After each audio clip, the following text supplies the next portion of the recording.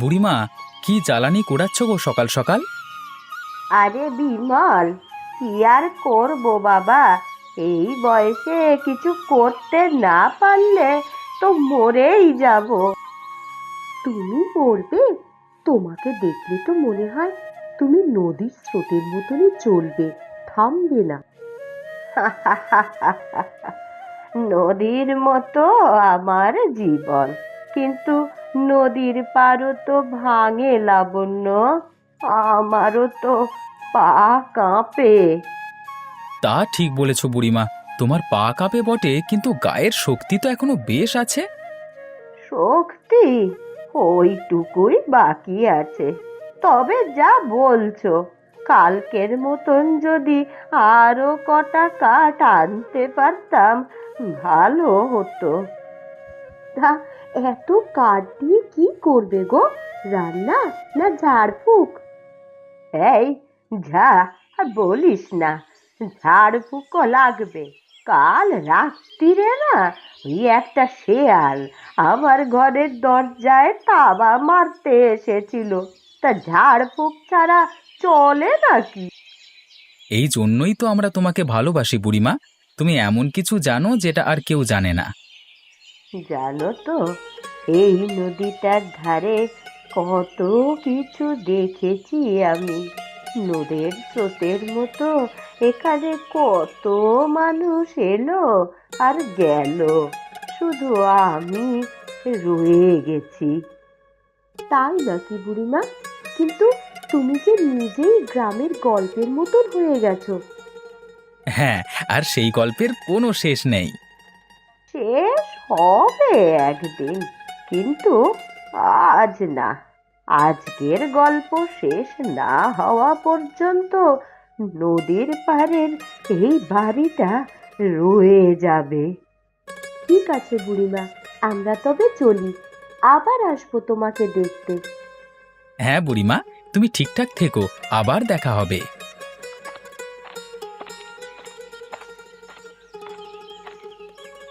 এ কি, কে চেঁচাচ্ছে ওভাবে? বাঁচাও, বাঁচাও, কেউ আছো? আমি আমি ডুবে যাচ্ছি। আহ আহ আহ, কে আছো? আমি মরে যাব। আমি জলে ডুবে যাচ্ছি। আমাকে এসে কেউ বাঁচাও।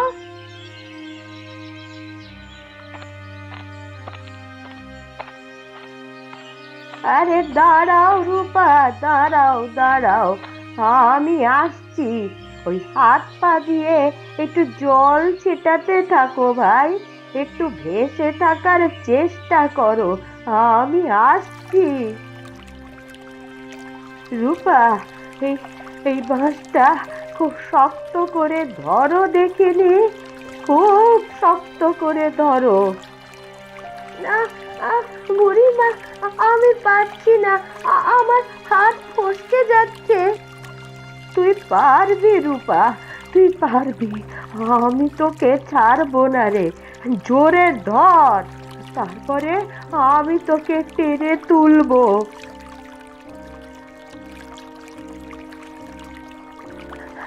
তুমি না থাকলে বুড়িমা, আমি তো মারাই যেতাম। ঈশ্বর তোমাকে পাঠিয়েছে গো আমাকে বাঁচানোর জন্য। না রে, নদীর স্রোত তোকে নিতে পারতো না। আমার চোখের সামনে কেউ হারিয়ে যাবে না। কিভাবে ধন্যবাদ দেব তোমাকে বুড়িমা, তুমি যে আমার জীবন বাঁচালে।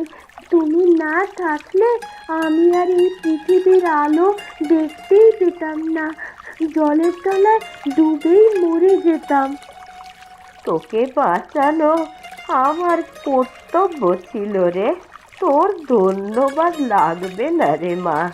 তুই ঠিক আছিস, সেটাই তো আমার পুরস্কার। চল, চল দেখি, ঘরে গিয়ে ভেজা জামা পরিবর্তন করে একটু শুকনো জামা পর।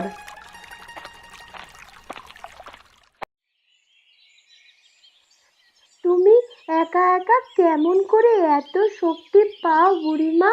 তোমাকে দেখলে এটা মনে হয় না তুমি অসীম শক্তিশালী। জানিস রূপা, এই নদীর মতোই শক্তি আছে আমার। অনেক স্রোত এসেছে আর গেছে, আমি থেকে গেছি। তুইও শক্ত থাকবি, বুঝলি? জীবনে অনেক স্রোত আসবে। তুমি তো জাদুর মতন মরণ হাত থেকে আমাকে বাঁচালে। তুইও তো অনেক সাহসী, আমি শুধু একটু সাহায্য করলাম। এখন যা, যা দেখি শুকনো জামা পরে আয়। ওই লাবণ্য, তাড়াতাড়ি ঘরে আয়, ঝড় আসছে। অরুণদা, গরুটা পালাচ্ছে, ধরো ধরো। বাঁচালে অরুণদা, আমি ভেবেছিলাম পালিয়ে যাবে। তুইও কিন্তু ভালো দৌড়ালি। চল চল, বাড়ি ফিরে চল, ঝড় তো মাথার উপর চলে এলো। ওই তোরা শুনেছিস, নদীর পাড়ের জল বেড়ে গেছে, কুল ছাপিয়ে যেতে পারে। এটা তো ভালো লক্ষণ না। নদী যদি উপচে পড়ে তাহলে গ্রামের কি হবে? কি আমাদের সবার বাড়ি তো নদীর কাছেই, এবার যদি বাড়ি ডুবে যায়। তাড়াতাড়ি ঘরে ফিরে যা, নদীর জল কিন্তু উপচে পড়ছে, কোনো সময় নেই। হ্যাঁ, ঠিকই বলেছিস। লাবণ্য, তুই আগে ফিরে যা, আমি দেখি আর কি কি সামলাতে হবে। এবার মনে হয় বড় কিছু বিপদ হতে চলেছে। চল চল, আগে দেখি নদীর পাড়ে কি হচ্ছে। যদি কোনো বিপদ হয় তাহলে সবাইকে সতর্ক করতে হবে।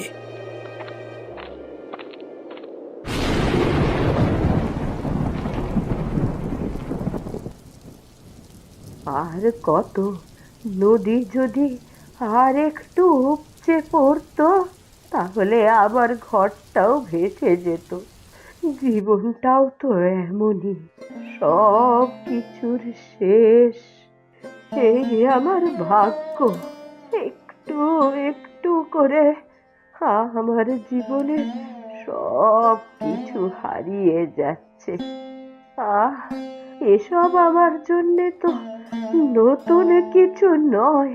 ছোটবেলায় নদী দেখেছি, কখনো ভাবিনি এমন এই নদী একদিন আমার জীবন শেষ করবে। এত দিনের সংসার, এত কিছু, সব কি শেষ হয়ে যাবে? সব কটা দিনই তো কেটে গেল, এই তো শেষ বেলায় এসে আমার কিছুই আর রক্ষা করতে পারলাম না। যদি এই পাটটা ভেঙে যায় তাহলে তখন কোথায় যাব? কোথাও তো নিরাপদ কোনো আশ্রয় নেই। এইভাবে চলতে থাকলে একদিন নদী আমায় গ্রাস করে নেবে। তারপর তারপর কি হবে? হয়তো কেউ থাকবে না আমার পাশে।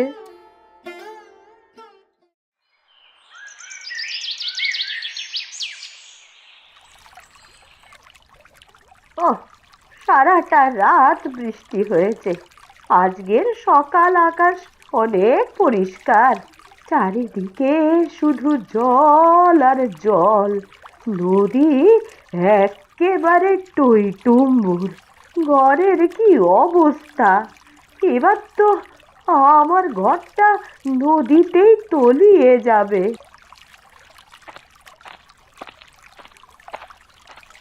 কি গো বুড়িমা, কেমন আছো? কি করছো? আরে মেয়ে, আমার তো সর্বনাশ হয়েছে রে।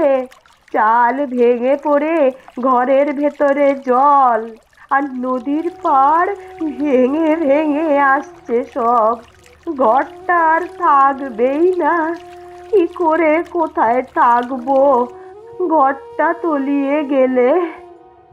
তুমি কি কখনো ভেবেছিলে বুড়িমা, এই বৃষ্টি আবার তোমার ঘরকে নষ্ট করে দেবে এইভাবে? কখনো ভাবিনি রে, প্রকৃতির লীলা খেলা কেউ কি আর খণ্ডাতে পারে মা? কপাল, সবই কপাল। কিন্তু বুড়িমা, পাড় ভেঙেই যাচ্ছে পরপর। তুমি বরং তোমার জিনিসপত্র নিয়ে আমার বাড়িতে চলো। এই ঘর যে আমার শেষ স্মৃতি। নদীর বুকে তলিয়ে গেলেও এই ঘর ছেড়ে কোথাও যাব না আমি। জানি জানি, তোমার স্বামীর তৈরি এই ঘর, অনেক মায়া জড়িয়ে আছে, কিন্তু তোমাকে তো বাঁচতে হবে নাকি? হয়তো তুমি ঠিকই বলছো, কিন্তু দুঃখ কিভাবে শেষ হবে? দুঃখ, আমার ঘর তো নদীর বুকে তলিয়ে যেতে চলেছে। কি করব জানি না। চিন্তা করো না বুড়িমা, আমি আছি, আমি তোমার পাশে আছি। যা কিছু দরকার হবে নিশ্চিন্তে বলবে। আমার এই শেষ বয়সে এমন সহানুভূতি আমার কাছে অনেক বড় পাওনা লাবণ্য মা। তুমি যদি পাশে থাকো তবে হয়তো কিছু একটা উপায় হবে। তবে তোমার ঘরও আবার ঠিক হবে। নদীটা এখন একটু শান্ত হলে সব ঠিক হয়ে যাবে। ওই দেখ, দেখ দেখ কিভাবে একটু একটু করে পাড় ভেঙে যাচ্ছে রে। এবার অনেক কিছুই শেষ হয়ে যাওয়ার পথে, কিন্তু নদী তো সে কথা কি আর বোঝে? আমি আসি বুড়িমা, আমার ছাগলটাকে আবার খুঁজে পাওয়া যাচ্ছে না, যাই খুঁজে দেখি। কোথায় আর যাবে, ওই ভয়ে কোথাও লুকিয়ে আছে হয়তো। তাই হবে হয়তো, কিন্তু গ্রামের কিছু লোকজনদের খবর দিই, খুব তাড়াতাড়ি তোমার ঘর ঠিক করে দেবে সবাই মিলে।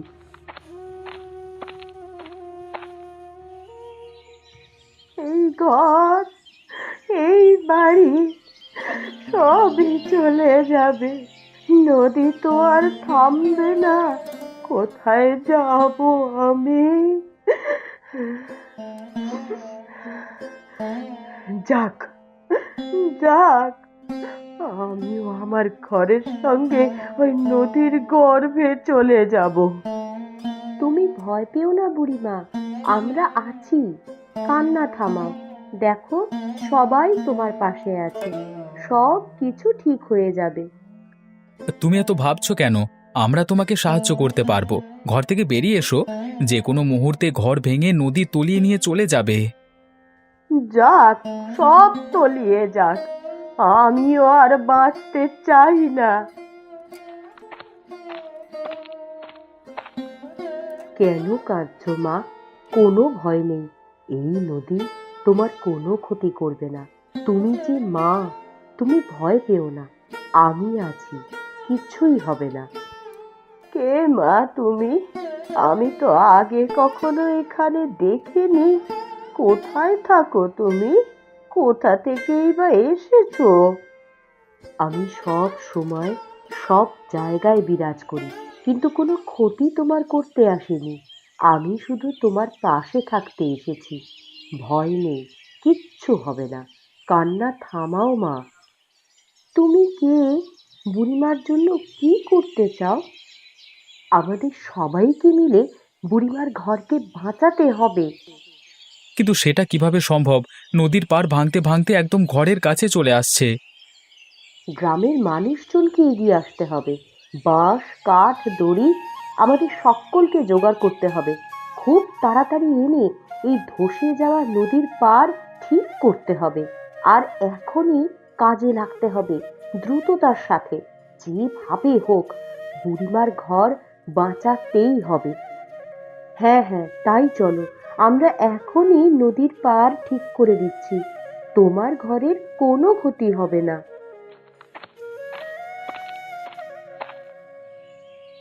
এই নদী আর ঘর কিভাবে থাকবে কে জানে। আমারই পোড়া কপাল, একটু পরেই হয়তো সব শেষ হয়ে যাবে বোধহয়।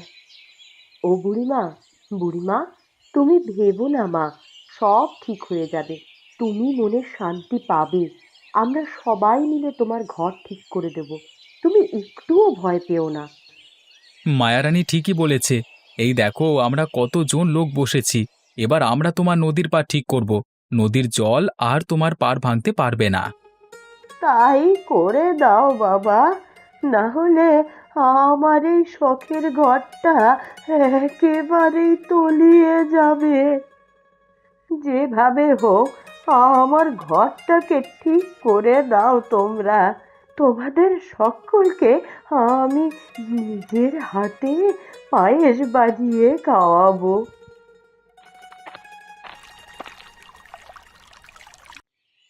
তোরা সবাই মিলে আমার ঘরটা ঠিক করলি। আমার প্রাণটা ভরে গেল রে আজ। ওদের জন্যে পায়েস রান্না করেছি। ও বুড়িমা, তোমার হাসিটা দেখে মন ভরে গেল। পায়েসের গন্ধে চারিদিক মিষ্টি হয়ে গেছে। কখন খাওয়াবে বলো তো? বুড়িমা, তোমার ঘরটা এখন নতুনের মতো লাগছে। এখন নিশ্চিন্তে থাকতে পারবে, আর কষ্ট হবে না। পায়েস রান্নার গন্ধে সবাই মাতাল। বুড়ি, তুমি এই এমন মজার রান্না করতে পারো সেটা তো জানতাম না। পায়েসের সাথে তুমি কোন মিষ্টি দেবে গো, নাকি শুধু পায়েসই খাওয়াবে? একেবারেই সব রেডি করে দাও। তোমার ঘরটা নদীর পাড়ের ভাঙন থেকে আমরা সবাই মিলে বাঁচালাম। পেট ভরে খাওয়াতে হবে কিন্তু। পায়েস তোদের জন্য বড় যত্ন করে বানিয়েছি। একটু ধৈর্য ধর, তোরা তৃপ্তি করে খাবি। কিন্তু মিষ্টি পাবো কোথায়? মিষ্টি কেনার মতন টাকা আমার তো নেই। পায়েসের সাথে একটু ঘিয়ে ভাজা মুড়ি হলে ভালো হতো বুড়িমা। ঘি মুড়ি? দাঁড়াও দাঁড়াও, আমার কাছে মুড়ি আর ঘি আছে। তোমাদের মুড়িতে ঘি মেখে দিই। এইটা তোমরা খাও, পায়েস রান্না হচ্ছে, একটু পরেই খেতে দিচ্ছি। বুড়ি, তোমার পায়েসের স্বাদ নিয়ে এই গ্রামের অনেক গল্প শোনা যায়। আজ আমরা নিজেরাই সেই স্বাদ পেতে চলেছি। আমি কিন্তু একটা বড় বাটির পায়েস খাবো। বুড়িমা, তোমাকে বলেছিলাম না একদিন সবাই মিলে আনন্দ করব? আজকে হলো সেই দিন। পায়েসের গন্ধে সবাই কেমন আনন্দে মেতে উঠেছে দেখছি। এমন দিনে আমরা আর কিচ্ছু চাই না। বুড়ি, তুমি কত ভালো। তুমি গ্রামের কত মানুষের উপকার করো, তোমার মতো মানুষই হয় না। তোরা যা করেছিস তার জন্য তোদের পায়েস খাওয়ানো আমার দায়িত্ব। তোদের আনন্দে আমার প্রাণ জুড়িয়ে গেছে রে। তোমার হাতের পায়েস খেয়ে দেখি কেমন হয়। শুনেছি সবাই তোমার রান্নার খুব প্রশংসা করে। আজকে দিনটা মনে রাখবার মতো হলো, বলো বুড়িমা?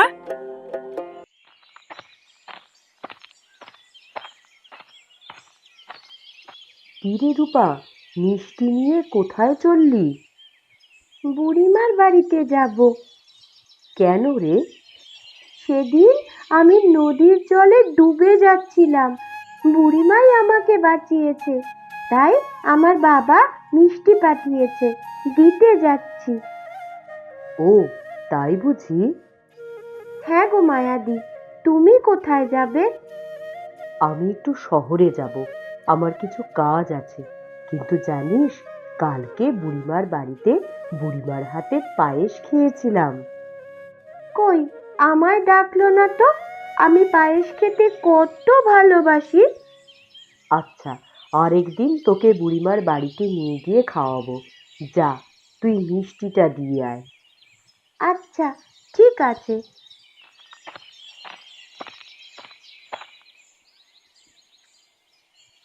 বুড়িমা, তুমি কোথায়? আমি তোমার জন্য মিষ্টি এনেছি। বুড়িমা, তুমি এভাবে শুয়ে আছো কেন? ওঠো, ওঠো বলছি, ওঠো।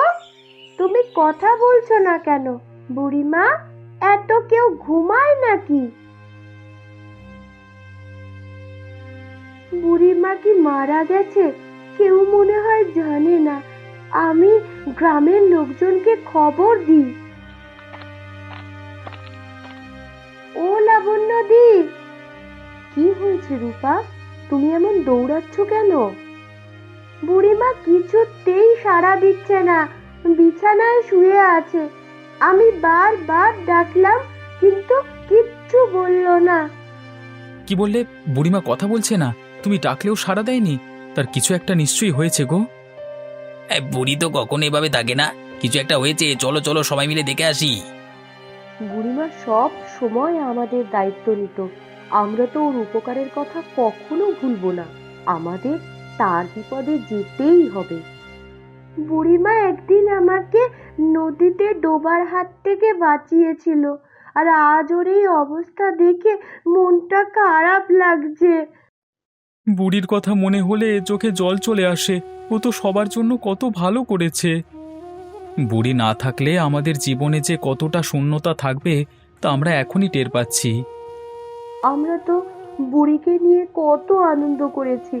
বুড়ির কথা মনে হলে কান্না পায়। বুড়ির এই অবস্থা দেখলে বুকটা ধক করে ওঠে। বুড়ি সব সময় হাসি মুখে থাকতো। আমি যদি আর একটু আগে আসতাম, তাহলে হয়তো বুড়ির এই অবস্থা হতো না। মনটা ভেঙে গেছে। বুড়ির জন্য মনটা খুব খারাপ লাগছে রে। ও যেন শান্তিতে থাকে। আমরা ওর জন্য সব সময় ভালো চাইবো। বুড়ি আমাদের সবার ভালোবাসার মানুষ ছিল, আজকে সে নেই, ভাবতেই গায়ে কাঁটা দিচ্ছে গো। বুড়ির মুখে সবসময় হাসি থাকতো। আজ সেই হাসিটা ম্লান হয়ে গেছে ভাবতেই কষ্ট হয়। বুড়ির মুখের মিষ্টি কথা শুনে সবাই আনন্দ পেত। ওর মতন মানুষ আর কোথায় পাবো? বুড়ি তো আমাদের জীবনটা অনেক সহজ করে দিয়েছিল। আজ তার অভাব বোধ করছি আমি। আমি বুড়িমাকে খুব মিস করব। ওর উপকার আমি কোনো দিনও ভুলতে পারবো না। বুড়ি না থাকলে আমাদের জীবনে যে কতটা অভাব পড়বে তা আমরা বুঝতে পারছি। বুড়ির জন্য গ্রামের সবাই আজ কাঁদছে। ও ছিল গ্রামের মায়ের মতো। বুড়ি আমাদের জন্যে কত কিছু করেছে, আজ ওর জন্য আমরা কিছু করতে পারলাম না। বুড়ির বিদায়টা মেনে নিতে পারছি না। ও তো আমাদের সবার আপন মানুষ ছিল। আমাদের আর দেরি করা ঠিক হবে না। চলো সবাই বুড়িমার সাথে দেখা করে আসি।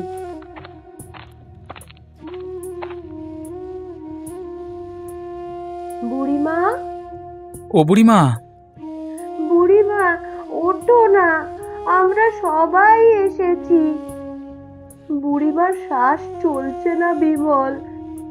বুড়িমা আর আমাদের মধ্যে নেই। বুড়িমা মারা গেছে।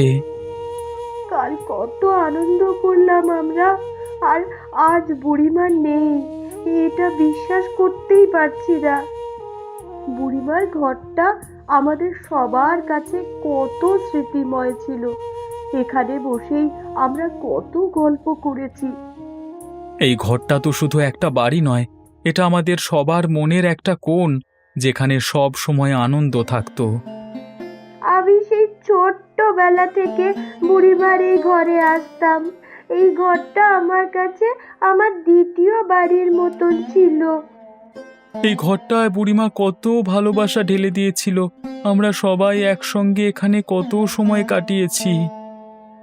বুড়িমার মতন মানুষ আর কখনো আসবে না, কিন্তু এই ঘরটা আমাদের মধ্যে ওর স্মৃতি বাঁচিয়ে রাখবে। বুড়ি চলে গেছে, কিন্তু তার স্মৃতি এই ঘরে সব সময় থাকবে। আমরা যখনই এখানে আসব ওর কথা মনে হবে। এই ঘরটা এখন থেকে আমাদের স্বপ্নের বাড়ি হবে। এখানে আমরা সব সময় বুড়িমার কথা মনে করে থাকবো।